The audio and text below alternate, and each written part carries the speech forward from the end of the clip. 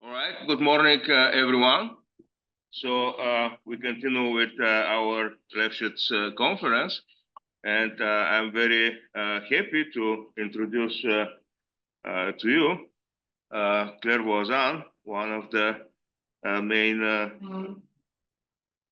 proponents of the Lefschetz theory of the work created by Lefschetz, and she is going to talk to us about universally defined cycles, fresh or maybe not so fresh from Beijing, where it's late night, or actually deep into the night. Claire?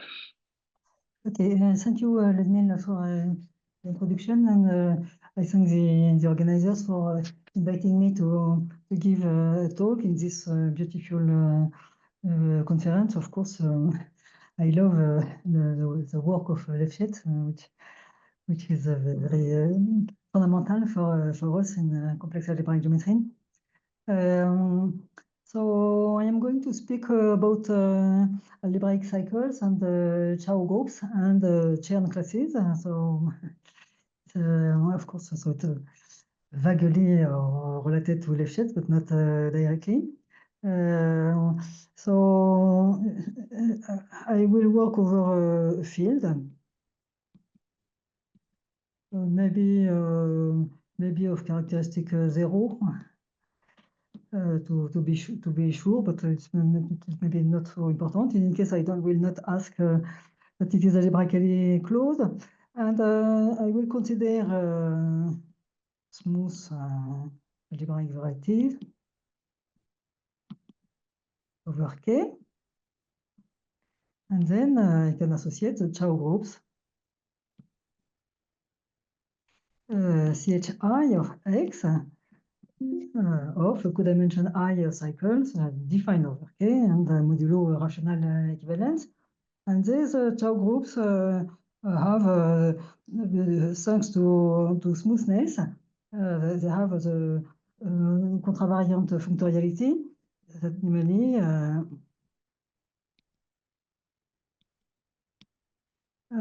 if you have a morphism, and with X smooth, then you get phi upper star from CHI of X to CHI of Y. And also we have the intersection product of cycles and put a ring structure on the direct sum of the CHI of X on all the codimension, and the intersection of cycles is compatible with the pullback. Okay, and so let me introduce the main definition.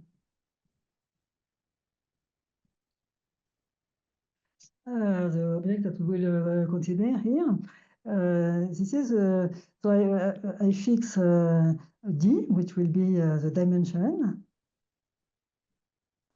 and I fix I, which is the codimension of cycles. This is dimension of the varieties, and I will be the codimension of cycles. And I say that universally define cycle on of codimension I on smooth algebraic varieties over K of dimension D is the following data.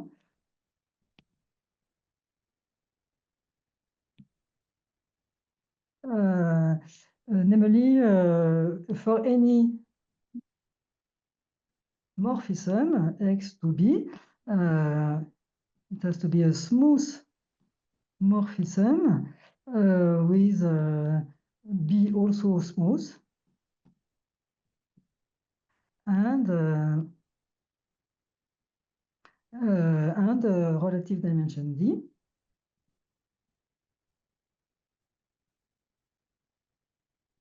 Okay. So it is a sort of family of smooth varieties of dimension D. But an essential point is that I absolutely do not ask about preparedness. So, to the contrary, it's important to play on non-preparedness of this morphism. So the data of for each phi, as I associate z of phi, which is in chi of x. And so this is my data, but I ask, so the universally defined cycle will be given by the data of all these z of I, and I ask two axioms.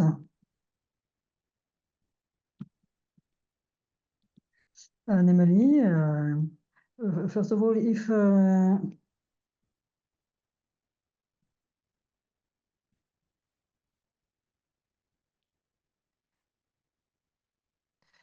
I consider Zariski open subset of X, and phi u is simply the restriction of phi to u, so that gives me another smooth morphism. Then I ask that z of phi u, of course, is z of phi restricted to u. And the second axiom is simply the base change axiom. This is a different axiom. The base change axiom, of course, it says that if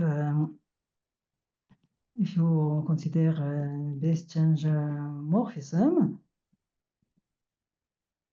with B prime also smooth, then you can make the Cartesian the fiber product.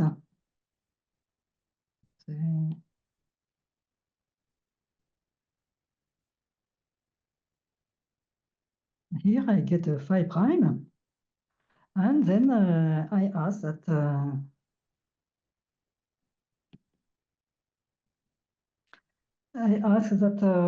so it's more, it is really it's actually a fiber product.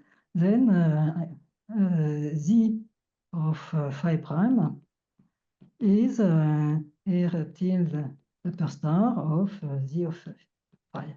And this, well, of course, this equality is in CHU, and here this equality is in CH of X prime. Okay, so that's the definition. And now there is an obvious example, or series of example.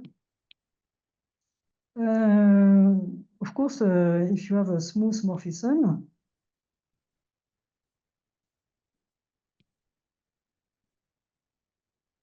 then you get the relative tangent bundle, which is rank D vector bundle on X, which is smooth of relative dimension D. And of course, then I can consider the Chern classes. The Chow Chern classes.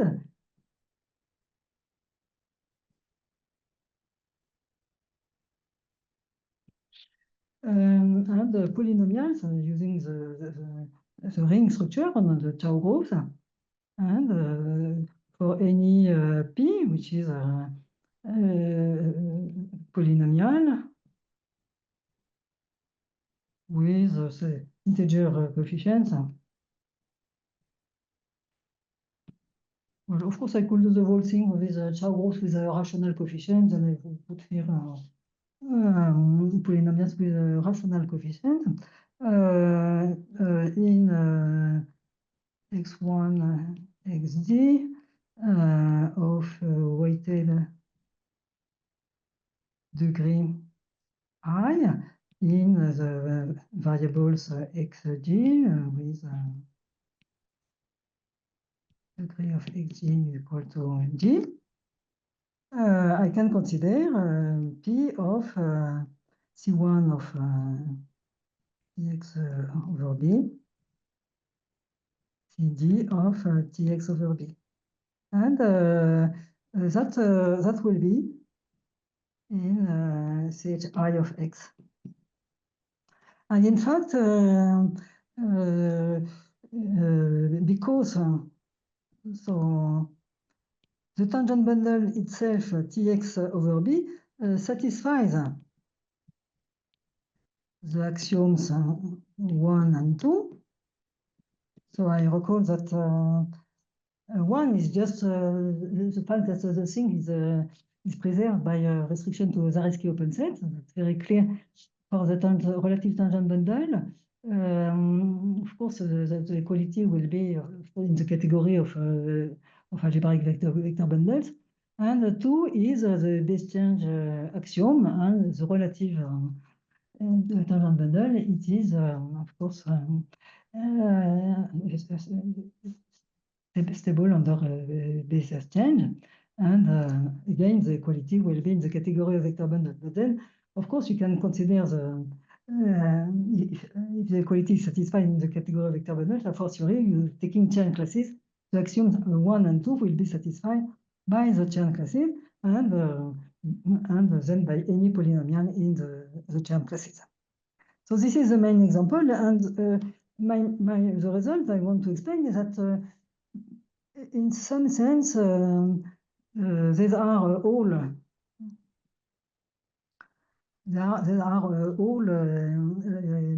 universally okay, so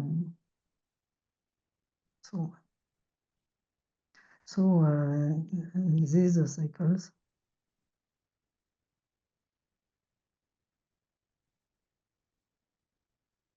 they are universally defined. And now my result is the result I want to explain is the following.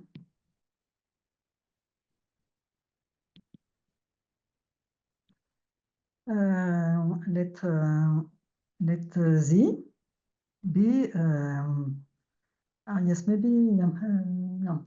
Let Z be universally defined cycle of codimensions. Well,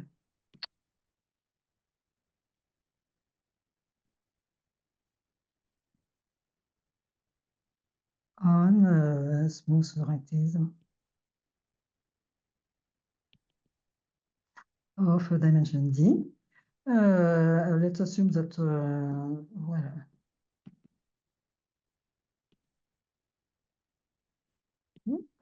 then there exists a unique polynomial P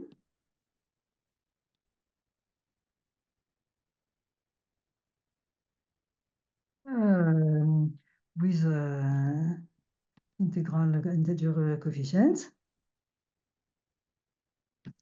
And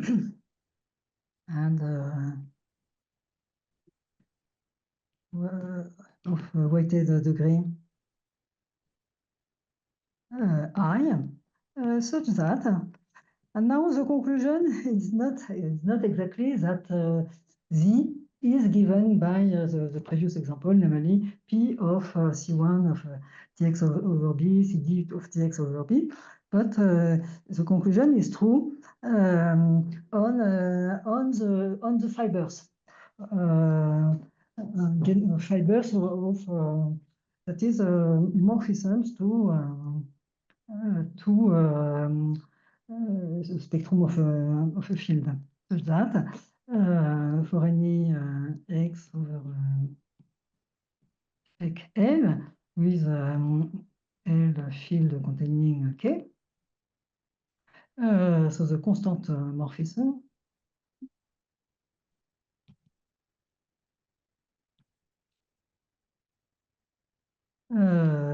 z of x. Well, in that case, I call so z of phi becomes z of x is given by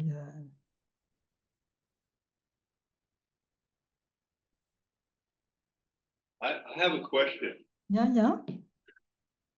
Does smooth allow singular fibers? Does your Sorry. definition of smooth morphism allow singular fibers? No. A smooth morphism, by definition, it's a family of smooth varieties. A smooth morphism, that means that the fiber, if you like, more or less, the fibers are smooth. So no. Smooth, especially since here the base is smooth. Smooth morphism. That means that the differential of the morphism, so it is a submersion at any point, and so the fibers are smooth. It's what I call a smooth morphism. No, the answer. It's Okay. and working with morphisms of algebraic varieties, and smooth for me is that this is a submersion, if you like, submersion at any point. In fact, due to the fact that I don't ask for properness, or still less for productivity, this is not that restrictive, because if I start with any morphism, I remove the critical locus and I get a smooth morphism. And this trick will be used several times. Okay.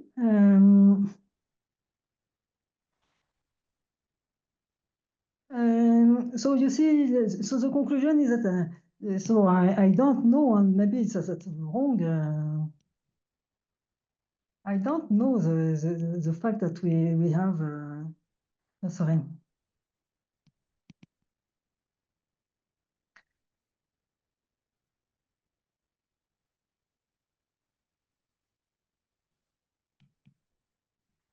You see, it's slightly different. It gives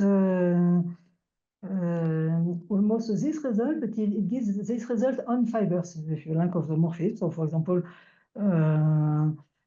so that says yes on the generic fiber, for example. That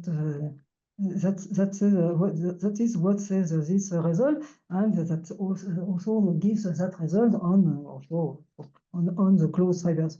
But you know, to have the whole Z of phi, there might be some cycles coming from the base, and I don't, which I don't obviously don't control. So I am not sure if this is true. I would like to make a comparison with a classical statement,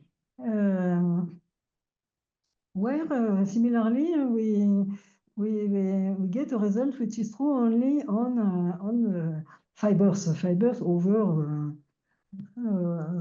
points. This is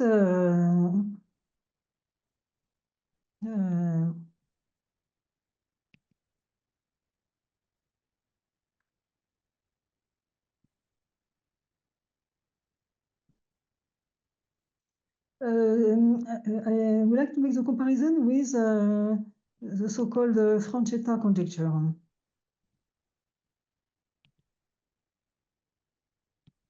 So the Francetta conjecture is not anymore a conjecture; it's a theorem, which was proved. Maybe there were several proofs, but I know at least a proof by Mestrano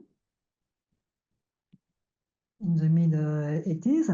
What says that result? It says the following: I consider well, maybe let's do G at least 2, and let's imagine that there exists a universal curve of genus G parameterized by the moduli space of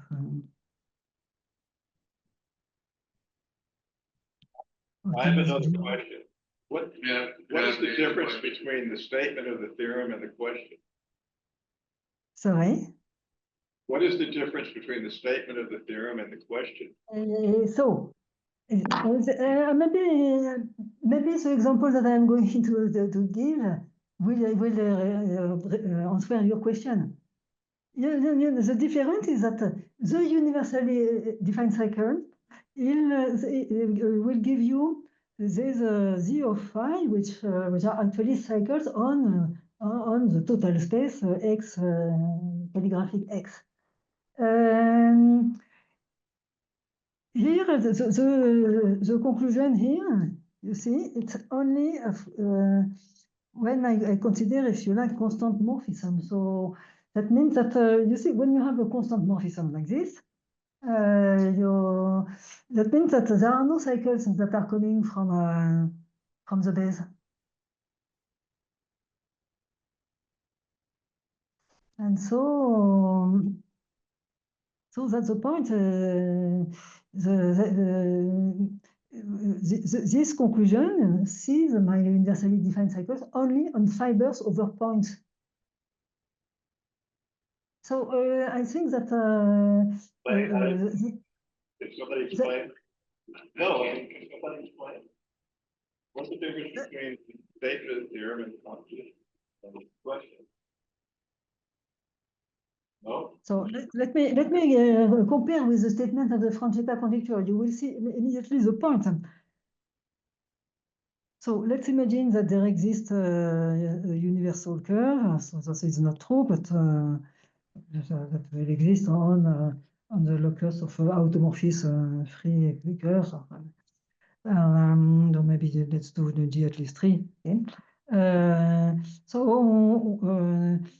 The Francetta conjecture theorem says that if you consider, associated to this, you can consider the generic fiber. So let be over C. And here I put a C of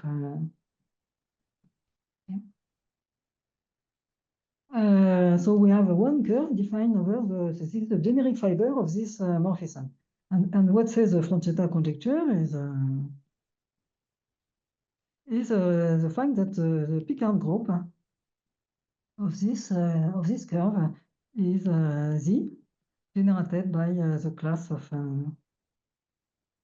the canonical line bundle. So you see, the Francetta conjecture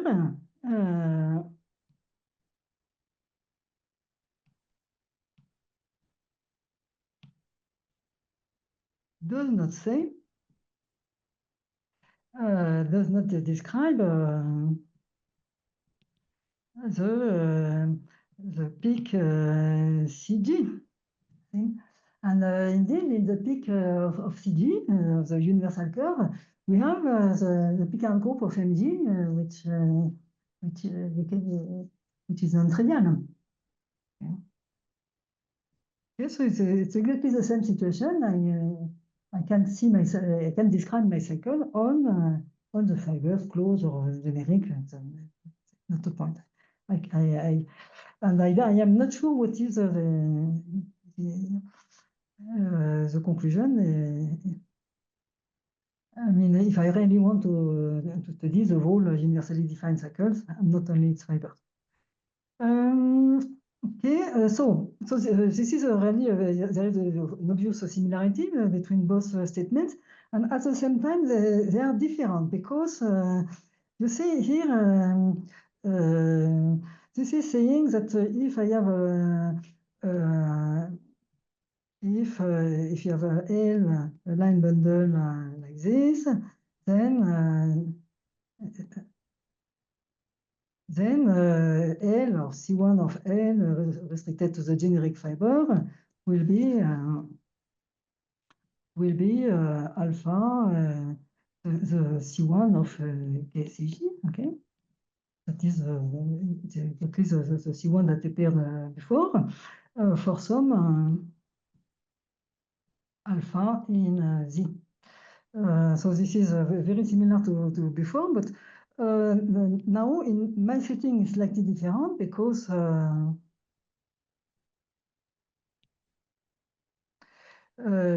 I will say that if Z is universal codimension one cycle on smooth curves, then on fibers over points,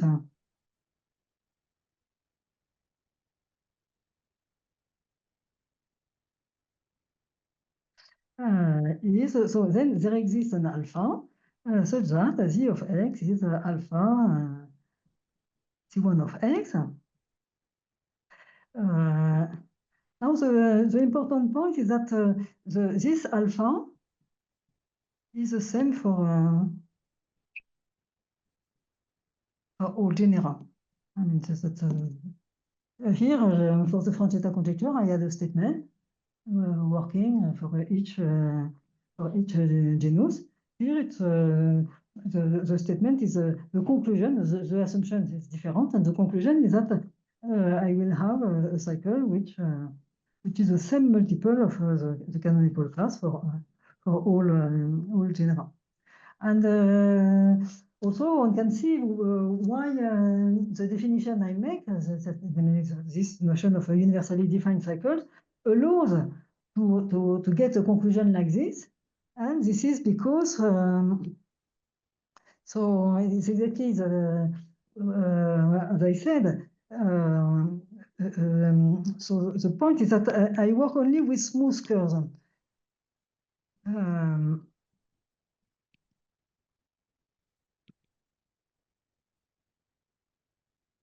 But not projective. So now we know that we have this MG contained in NG bar, say one nodal, for example. You just add the fibers which have one node, and then of course here you will have something like this. Here you have a smooth, by definition you get a smooth morphism. This one is not smooth. Precisely because I allow singular fibers, but what I can do is now is to do this, to consider simply the open set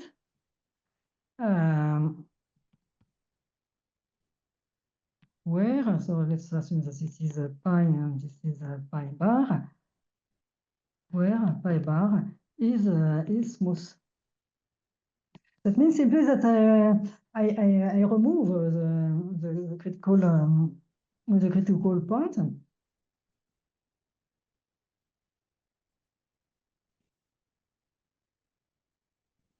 And then I apply my axioms. Okay, and I will get that the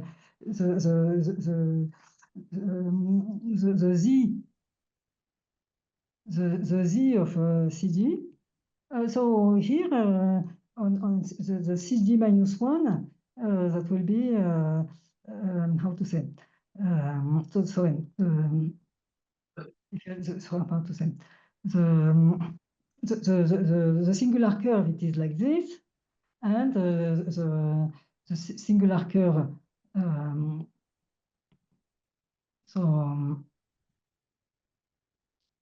minus, so this is the singular fiber, and the singular fiber minus the singular fiber minus its singular locus. Okay. It is a curve of genus C minus G minus 1, a generic curve of genus G minus 1 minus 2 points. The 2 points that are identified under normalization. And so the point is that this Z of CG will be by my axiom restricted to this cg minus 1 minus xy. That will be the z of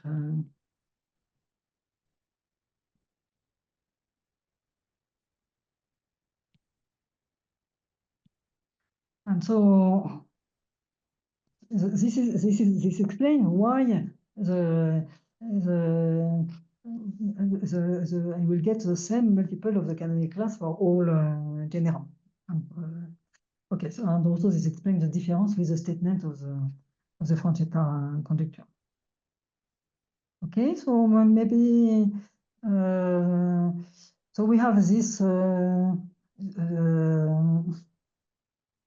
the theorem is here, so the existence of the fact that all universally defined cycles are given by polynomials into the Chern classes when I consider them on fibers over points. Let me give an idea of the proof. Or maybe just a very rough idea. I am going to work over a field. So I want to compute z of x.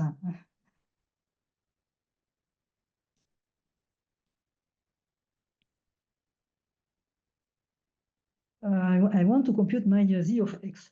And I observe that x, of course, smooth of dimension d. And I observe that any x, of course, can be embedded into Grassmannian variety.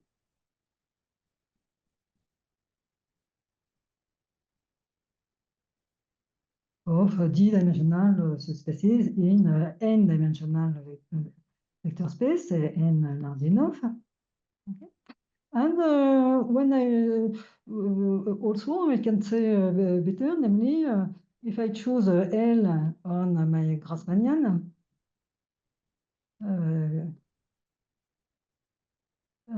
sufficiently ample, then the ideal sheaf of X is a generated bisection. Okay. And if I consider so let M be the codimension of X in the Grassmannian, then if I choose sigma 1 to sigma M to be a general element in Ix of L, then I get a complete intersection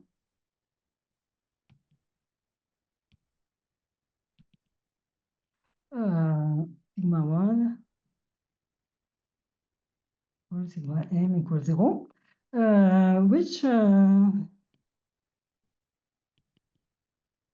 which contains X as maybe so it's an irreducible component, or in fact, because my X is not projective, usually it's a Zariski open set.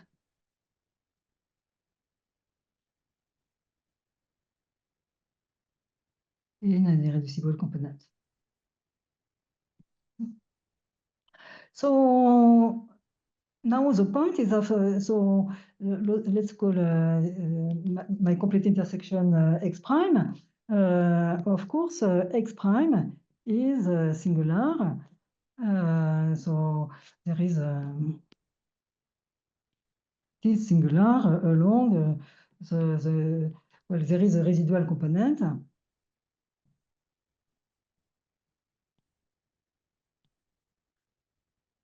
Okay, so this is the union of the components which are not which are different, the reducible components which are different from X, and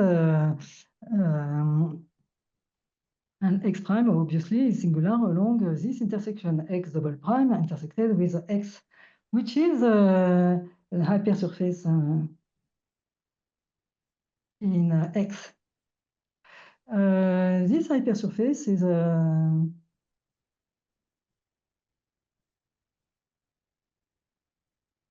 determinantal. That is,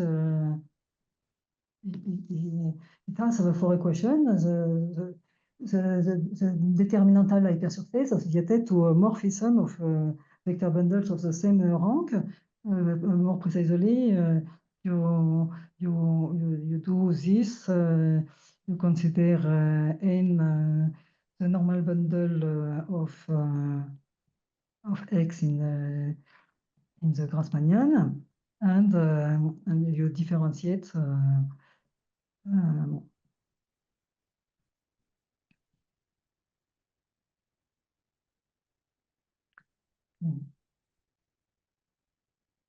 You just simply differentiate the equations, and that will gives you a morphism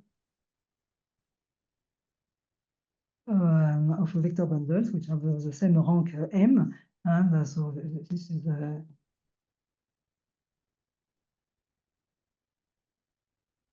and that defines this the hypersurface. So, but still, on remark that so we call it d psi. X, the conclusion of this is that X minus this determinantal hypersurface is Zariski open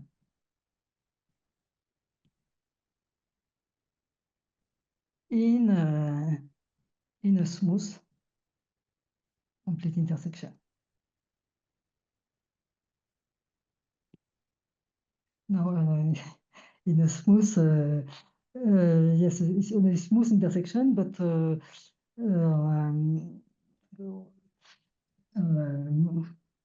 in the Grassmannian G of Dn. Smooth, I mean, smooth in the sense, I mean, the complete intersection is singular, but it is,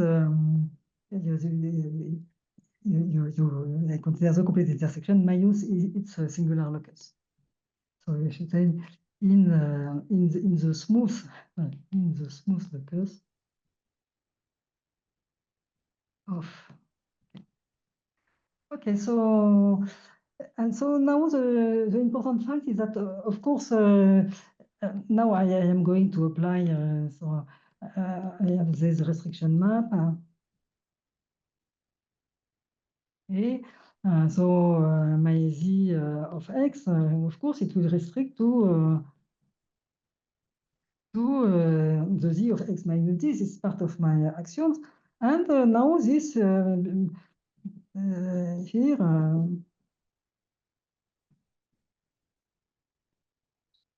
I can work with a family of all complete smooth complete intersections, and apply my axiom like this. Say I want to compute this, so I am going to restrict it to this x minus d, which is in the smooth locus of a complete intersection. And so the conclusion is I have only to compute this. No, there is a big problem when doing this, because this restriction map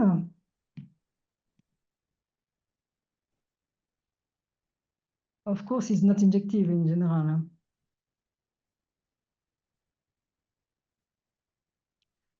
But the point is that it is injective universally.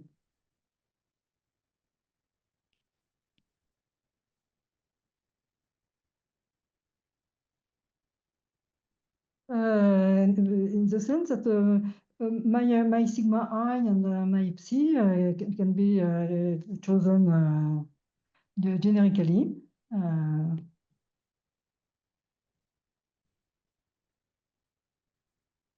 So now that will be more generally how to say a W in the Grassmannian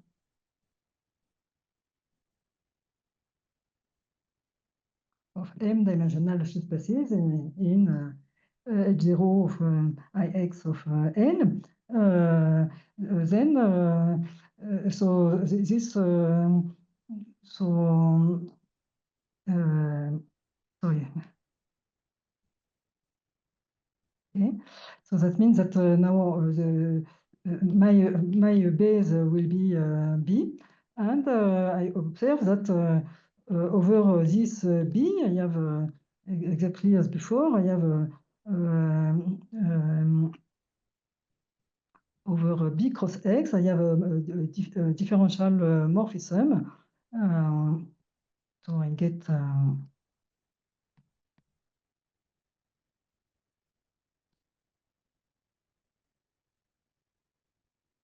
universal differentiation map as before, which will take the form S.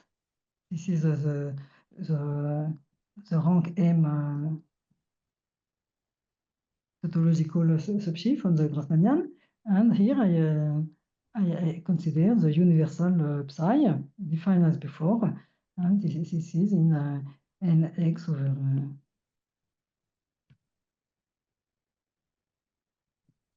and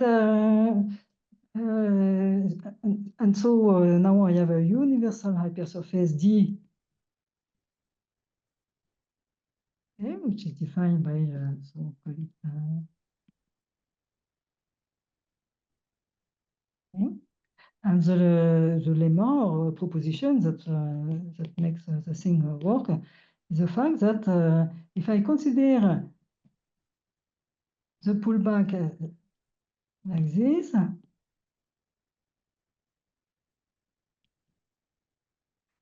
and I compose with restriction to the complement of this universal hypersurface, this is injective.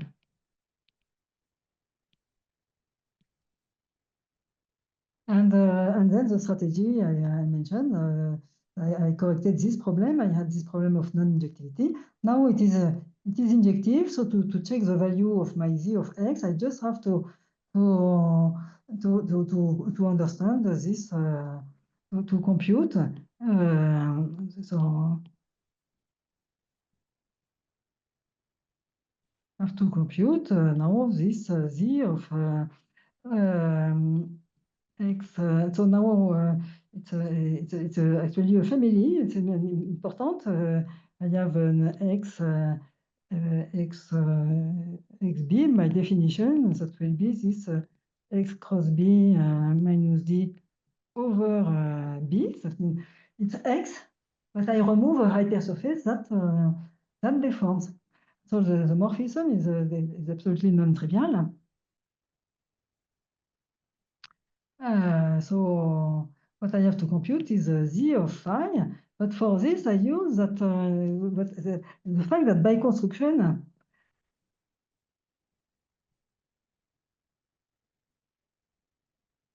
this is a family of Zariski open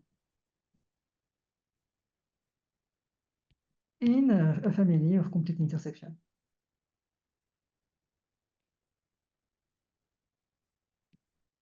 In this Grassmannian, and so the end of the proof that is compute the z of let's say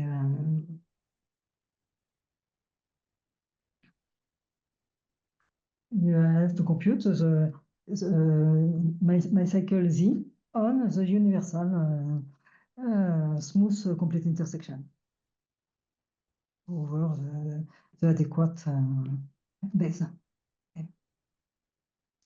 Okay, so I don't want to say more about the proof.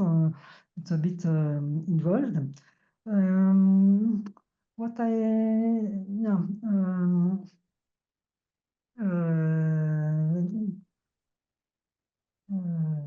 Yes, what I wanted to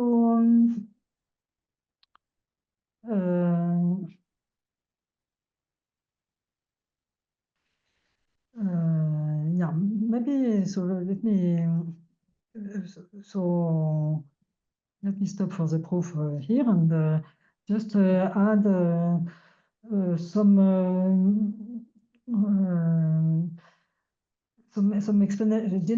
possible generalization and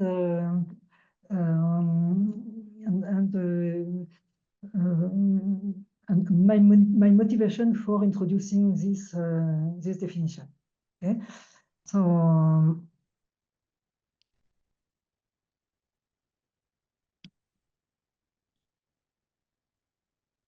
in fact, the true object I was interested in is instead of XB smooth morphism, and get Z of phi. I want to do the following: introduce an integer k. Okay. And consider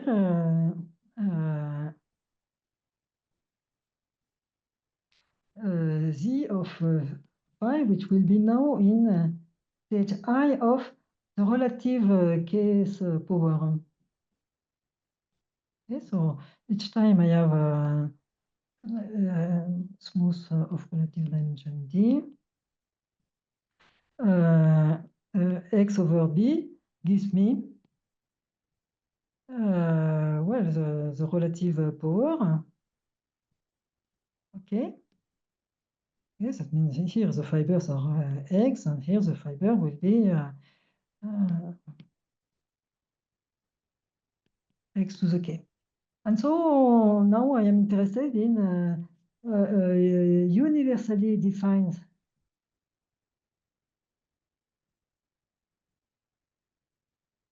cycles on case powers of smooth varieties of dimension D. And the axioms are the same as before. I remind you that there were two axioms. The restriction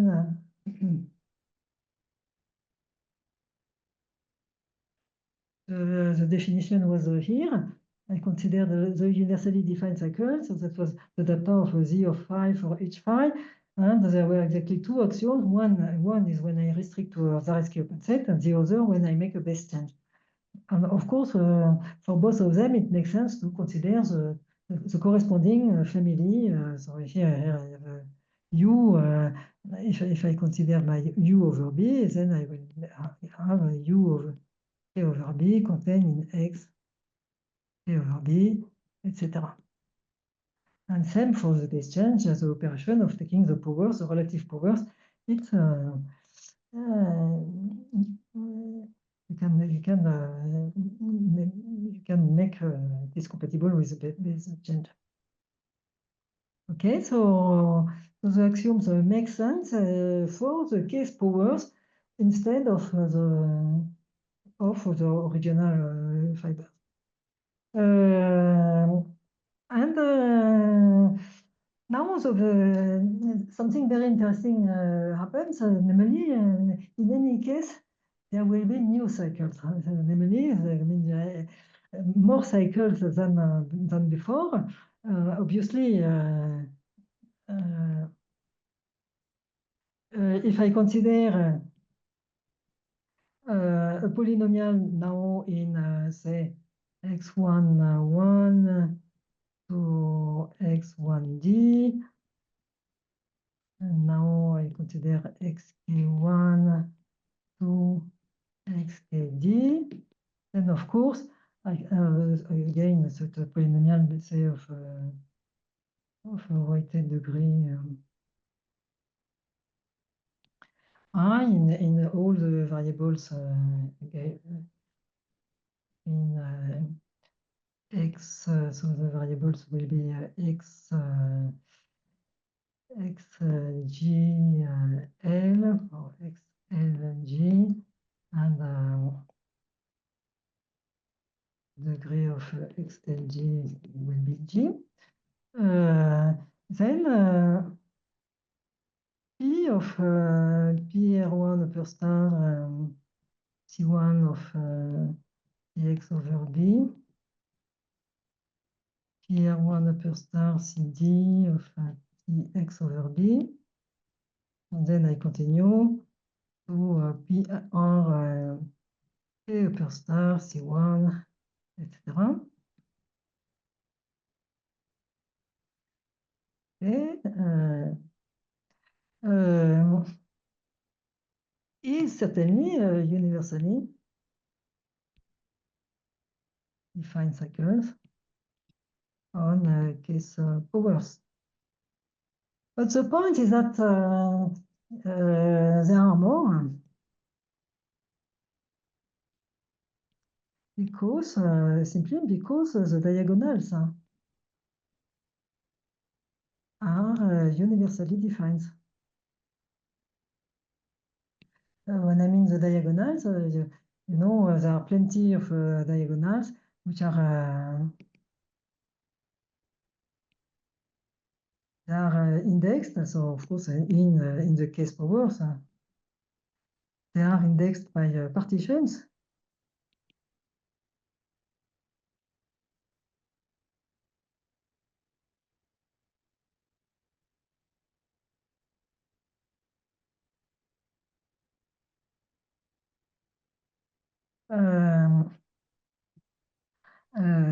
Namely, to each such partition. So here I associate delta I, so the diagonal, and for each morphism, phi. Okay. I have the delta I, which is contained in x to the k over b, and this is simply delta I. It's set theoretically, of course, it's a set of x1 xk, of course, all over k. Well, this is a relative power, and I want that xi is the same as xg whenever I and g belong to the same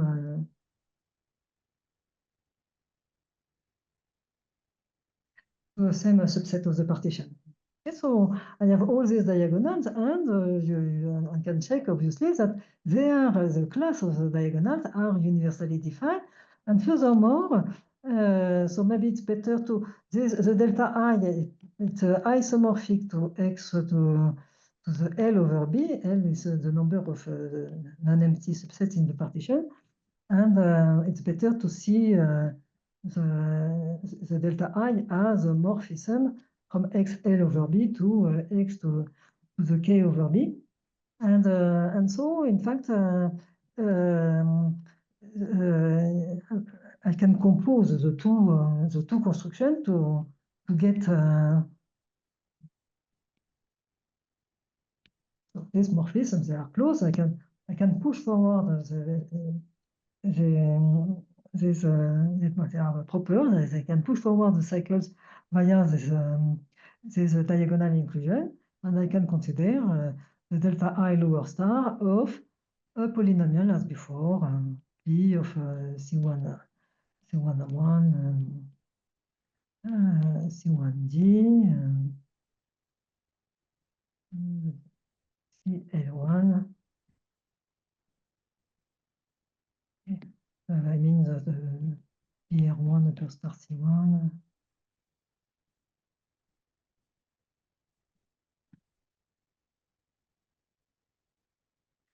Etc. So I have plenty of cycles like this, and in fact the conjecture is that for any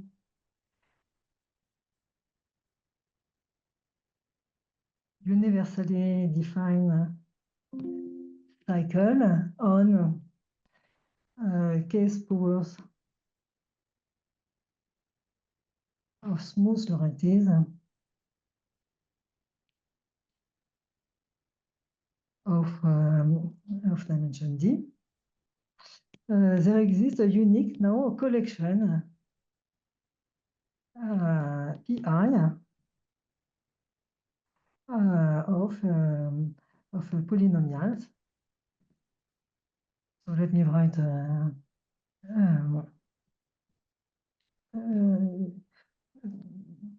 for polynomials as above. So namely in variables C1 to CD, CL1 to CLD, so lots of variables, such that again on after restriction on fibers over points.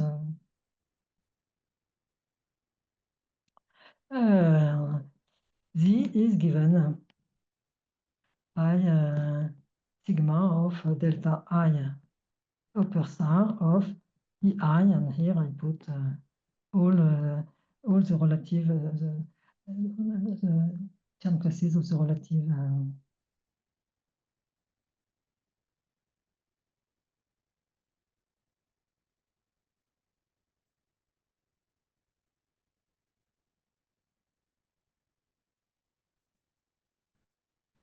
okay.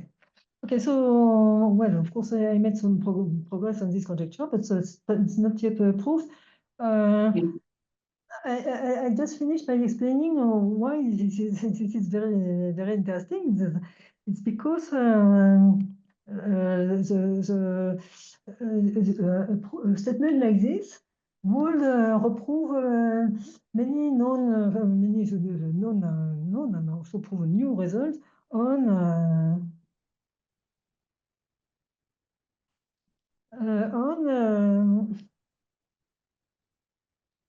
the Chow group of Chow group and Chow ring of oh, sorry, maybe do it like that. That is here it's a punctual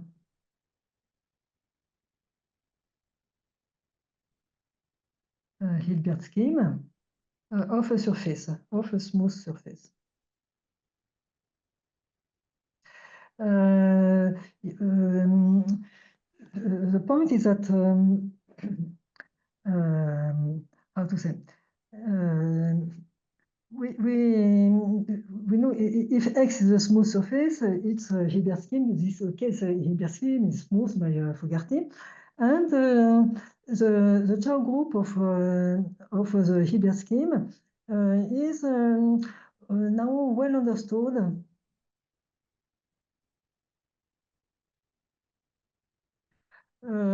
Using the what I will call the De Cataldo Migliorini correspondences. In fact, they already appear also in the work of Nakajima. Namely, you know, the punctual Hilbert scheme of a smooth surface. It is the desangurization, so it's called the Hilbert-Shaw morphism. And so now each time I have, so basically it's as follows. So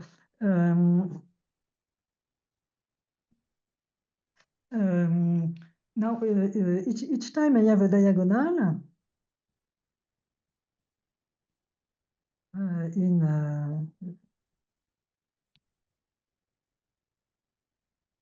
okay, so this is isomorphic to X to the L. L is the length of my partition.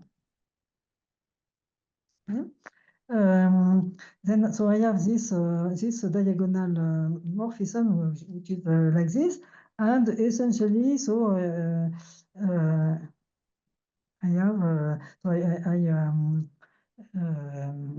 yeah. So I consider simply yes this morphism like that. You see here the morphism is very complicated with positive dimensional fibers that represent the various strata of the desynchronization. And so now we have all these, maybe let's call it the gamma I, all this gamma I upper star from CHX to CHX to the L. And what said De Cataldo and Ignorini is that, in fact, the collection of all these gamma I upper star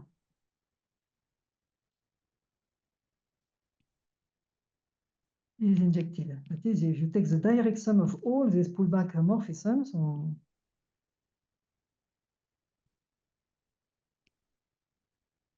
so it suffices to understand the Char groups of ordinary powers.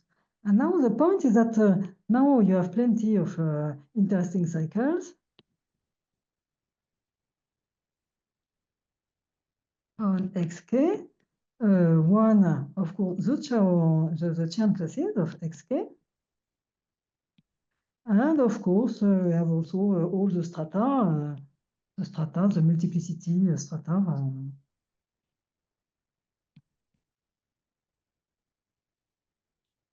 Etc. Also strata given by certain singularities, etc. So the point is that if you look at the axiom, it's very clear that the gamma I upper star of these cycles, interesting, I should say natural cycles, the gamma upper star of these cycles are universally defined. So this is, I stop now. This is the point I wanted to make, is that the idea is if you know, if you have the conjecture for smooth surfaces, automatically they will say that the gamma I upper star of the cycle is given by a universal polynomial in the diagonals, and it takes this form here, and this is a vast generalization of a work of for example, that will it would reprove in 2 lines, only one, the famous Ellingsrud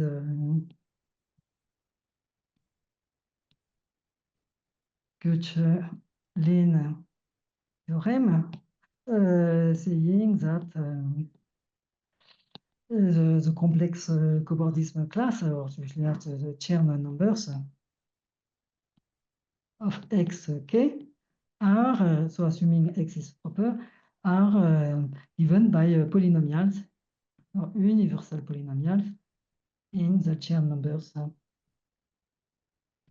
of x. For example, this is one application, but the idea is to have a statement that applies to all these mysterious cycles that live on xk, and to have an easy description of them given by these polynomials. So I stop here. Sorry for being over time.